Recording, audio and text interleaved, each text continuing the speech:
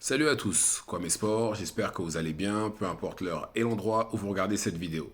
Avant de commencer, cliquez sur like, abonnez-vous et activez la cloche de façon à être tenu au courant quand je posterai de nouvelles vidéos.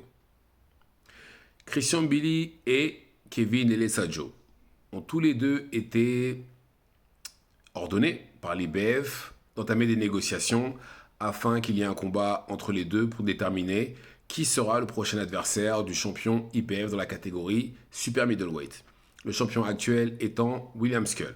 Bon, même si entre-temps, normalement, William Skull devra affronter Canelo au mois de mai prochain pour toutes les ceintures. Mais pour l'instant, c'est William Skull. Le clan Billy et le clan Lele Sajo devaient trouver un accord avant le 15 ou le 16 janvier dernier. J'ai oublié. Je ne sais pas quand exactement. Mais ils n'ont pas réussi.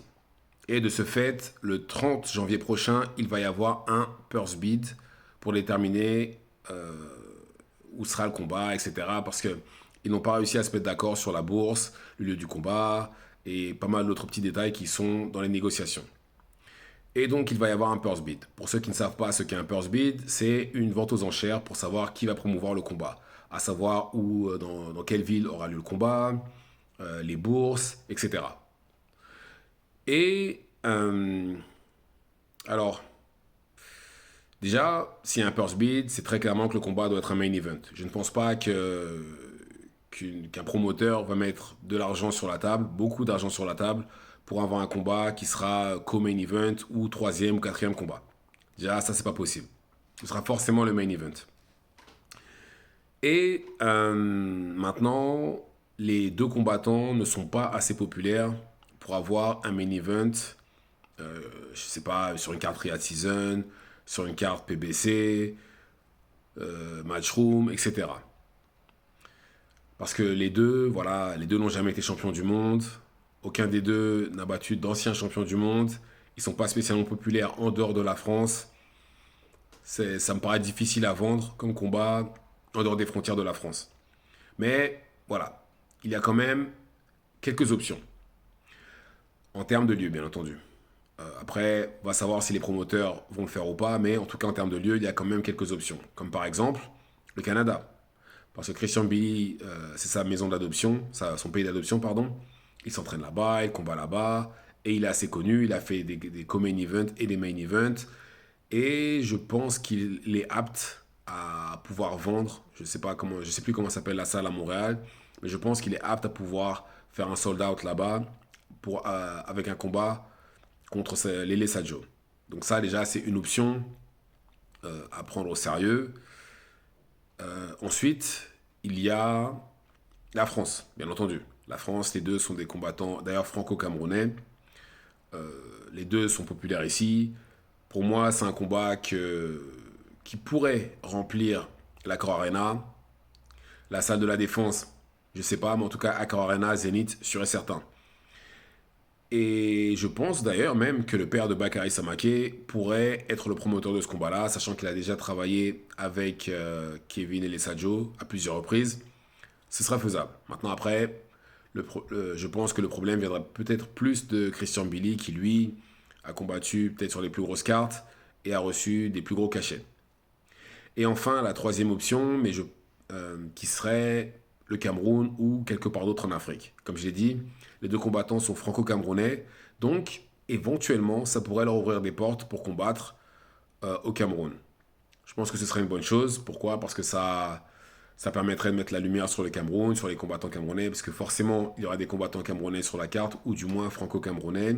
Et bon, même si c'est pas le même sport, il y a eu pas mal de blabla par rapport à une ligue MMA en Afrique.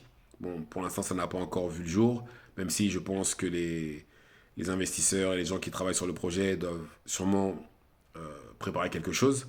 Mais voilà, ça permettrait justement de mettre la lumière sur les sports de combat en Afrique. Et un sport de combat pardon, populaire comme la boxe pourrait ouvrir quelques portes aux combattants, aux promoteurs, aux investisseurs, etc. Donc, j'estime que ce serait une bonne chose. Mais les trois options que je viens de citer, je pense que c'est celle qui est la moins probable par contre. Ouais, je pense que ce serait plus entre le Canada et la France.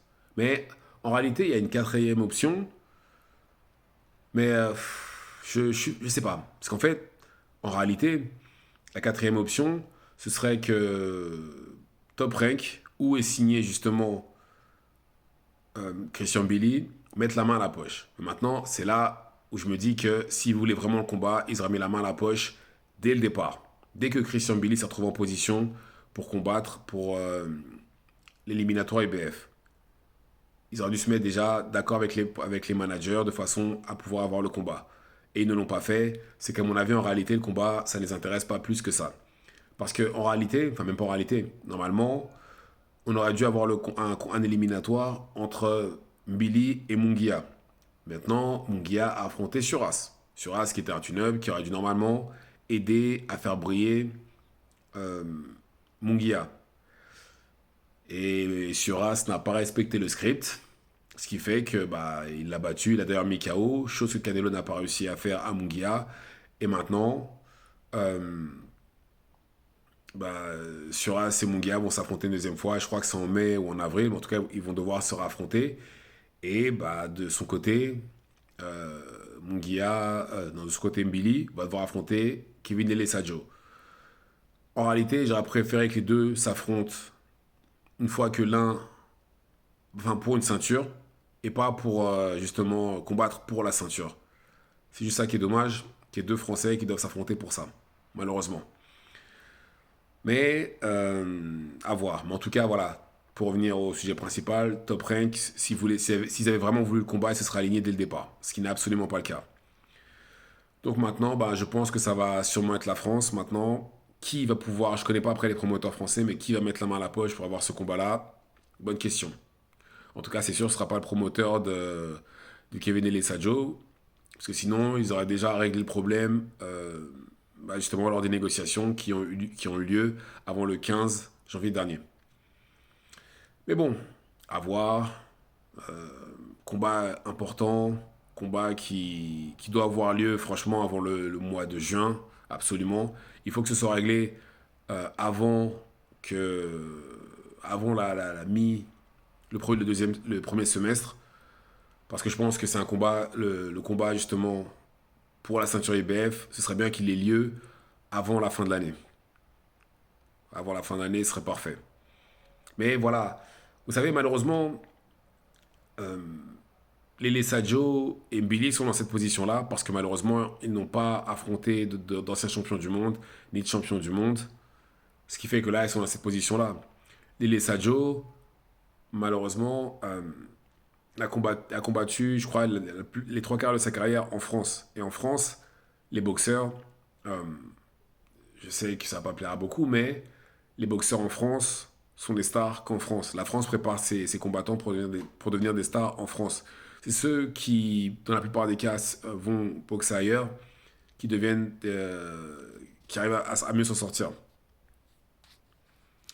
Parce que je ne sais pas pour quelle raison, mais il faut combattre que contre des combattants qui viennent de pays voisins, pas des gros pays de la boxe, ou des combattants qui sont 48 millième mondial, ce qui fait que ça gonfle leur CV, ils restent invaincus, ils montent, ils montent, ils montent, ils montent, ils montent, et que quand ils se retrouvent contre des combattants qui, eux, ont eu des combats difficiles dès le départ, enfin, je ne vais pas dire dès le départ, mais bon, dès que ça a été le moment de leur mettre des combats difficiles, ils ont passé les épreuves, je ne vais pas dire sans problème, mais ils ont passé les épreuves.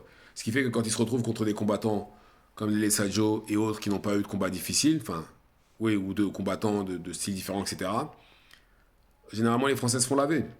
Je dis ça, même Billy, c'est plus ou moins c'est la même chose aussi. Top Rank, je sais pas, je crois que c'est Top Rank qui a fait ce matchmaking là. Ils l'ont matché avec Derevianchenko. Derevianchenko, c'est un demi-step-up. Pourquoi? Parce qu'on parle de quelqu'un qui a quasiment 40 ans, qui n'a jamais été champion du monde, qui n'a jamais battu d'ancien champion du monde, et qui sortait, je crois, de trois défaites d'affilée, un truc comme ça, avant Christian Billy. Donc très clairement, plus quelqu'un à son prime. Et en plus de ça, certes, il a battu Billy, mais en plus de ça, durant le combat, il s'est blessé, Derevianchenko, au bras. Et ça s'est clairement vu. Malgré ça, Billy ne l'a pas mis KO. Et je vous garantis que si Billy avait mis KO Derevianchenko, chose qui n'avait pas été faite avant par les champions du monde ou d'anciens champions du monde, son nom aurait fait du bruit. Peut-être pas autant que Suras, hein, je ne dis pas le contraire, mais son nom aurait fait du bruit. Et c'est là où, et c'est vraiment dommage. il est passé à côté d'une opportunité. Et je pense que cette opportunité-là lui aurait ouvert des portes pour des combats bien plus importants. Malheureusement, ça s'est pas fait. Mais bon, maintenant il n'y a plus qu'à attendre, hein. Le 30 décembre prochain, on saura où le combat aura, enfin qui va avoir la main mise sur le combat, où le combat aura lieu, etc. Dites-moi ce que vous en pensez dans les commentaires. Activez la cloche de façon à être tenu au courant quand je posterai de nouvelles vidéos. Et c'est tout pour moi. Ciao, ciao.